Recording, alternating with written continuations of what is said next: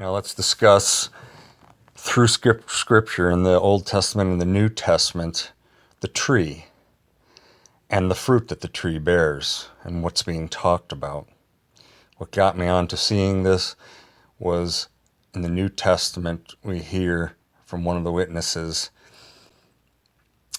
a good tree bears good fruit and it cannot bear bad fruit. A bad tree can only bear bad fruit, cannot bear good. What's being talked about here? Also, along with that in the New Testament is, by their fruit you shall know them. What fruit is being talked about? It is the same fruit that is bared by these trees. This all goes back now to Genesis. In Genesis, there's the tree of life and the tree of the knowledge of good and evil, and each has a fruit that the trees bear.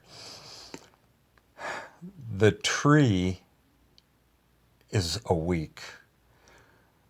The good tree that bears good fruit is the true week, the tree of life, which leads to the seventh-day Sabbath, the true Sabbath. That is the fruit that is borne by the week.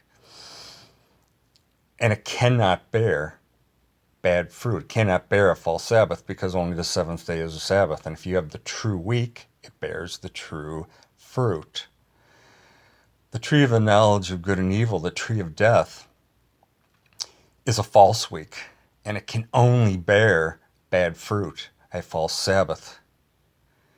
And it is this that was partaking of in Eden. This was the sin. People were deceived into keeping a false Sabbath. So, by their fruit you shall know them is very specific. It is by the Sabbath that they keep you shall know them. Is it the bad Sabbath, the false one, or is it the true Sabbath? Wednesday is the true Sabbath. You shall know them by their love. Love, in the fullest sense, is commitment. By their commitment. Commitment to what? To keeping Father's laws, His way. And the primary commandment in regards to how we worship Father is keeping His Sabbath.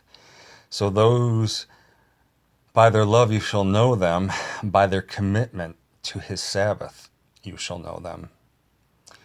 So there is, I believe, the correct understanding of what the trees represent and what the fruit represents. Blessings to you on this Wednesday, the Sabbath.